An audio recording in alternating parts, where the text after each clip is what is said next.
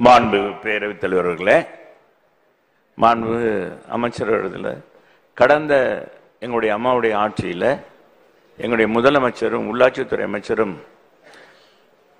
எங்களுடைய மதுரை மக்களுடைய நீண்ட நாள் கோரிக்கையை ஏற்று 1296 கோடி ரூபாய் திட்டத்தில் முல்லை பெரியார் அணையிலிருந்து மதுரை மக்களுக்கு தங்கு தடையின்றி இப்பொழுது வாழ்கிற 20 லட்சம் மக்களுக்கும் இன்னும் 30 ஆண்டுகளுக்கு குடிநீர் பிரச்சனை வராத மாதிரி 40 லட்சம் மக்கள் கூடினாலும் சேர்ந்தாலும் குடிநீர் பிரச்சனையே இல்லை என்ற நிலையை உருவாக்குகின்ற வகையில் 24 மணி நேரம் தங்கு தடையின்றி நீர் கிடைப்பதற்கு வழிவகை செய்தார்கள். மாண்புமிகு அமைச்சர் அவர்களுடைய பார்வைக்கு கொண்டு வந்து அது பணி நடந்து கொண்டிருக்கிறது. ஆனால் சற்று மெதுவாக நடக்கிறது, ஆமை வேகத்திலே நடக்கிறது. இரண்டாவது அதிகாரி என்ன சொல்லியிருக்கார், டிசம்பர் மாதம் முடித்துருவோம்னு சொல்றார். அன்னும் உயர்மட்ட தொட்டிகளே கட்டவில்லை பேரவைத் தலைவர்களே.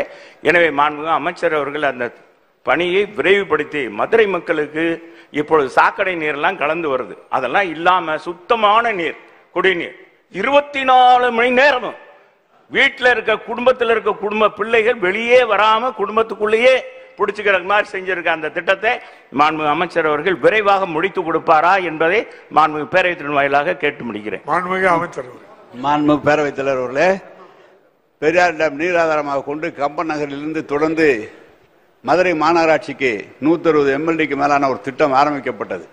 ஆனால் நீங்கள் ஆரம்பித்து வைத்தீர்களே தவிர அங்கே கிணறு தோண்டுவதற்குரிய அனுமதி நம்முடைய ஃபாரஸ்ட் டிபார்ட்மெண்ட் நமக்கு தரல. அது நாங்கள் தான் அதை வாங்கி அந்த கிணறு அமைத்து 60 கிலோமீட்டர் பைப் லைன் பதிக்க வேண்டிய பாக்கி இருந்தது. இப்போ கிட்டத்தட்ட 15 கிலோமீட்டர் தான் பாக்கி இருக்கு. நேற்று நான் கேட்டு வந்தேன், இந்த 15 கிலோமீட்டர் மேல்நிலை நீர்க்க தொட்டி நீங்க பார்க்கல. வைகை ஓரமா 4 தொட்டி பெரிய புது தொட்டி கட்டியிருக்காங்க, நீங்க கொஞ்சம் அதை பார்த்து வாங்க. வைகை ஓரமாக தொட்டி கட்டப்பட்டு விட்டது. நான் சொன்னேன், இப்பொழுது பில்லூர் திட்டம் 3 திட்டம் முதலமைச்சர் துவங்க இருக்கிறார் என்று. அடுத்த 15 நாள் நமது மதுரை மாநகருக்கு அந்த 160 எம்எல்டி உள்ள திட்டத்தை நம்முடைய முதலமைச்சர் ட்ரையல் ரன் ஆரம்பிச்சுட்டான். நீங்க கொடுக்க போறோம், இடையில கொஞ்சம் தான் பைப் லைன் இருக்கு. அதனால அதையும் நம்முடைய முதலமைச்சர் துவக்கி வைப்பார். நமது செல்லூர்ராஜ் கேட்டது போல சுத்தமான தண்ணீர் நிச்சயமாக நாங்கள் வழங்குவோம்.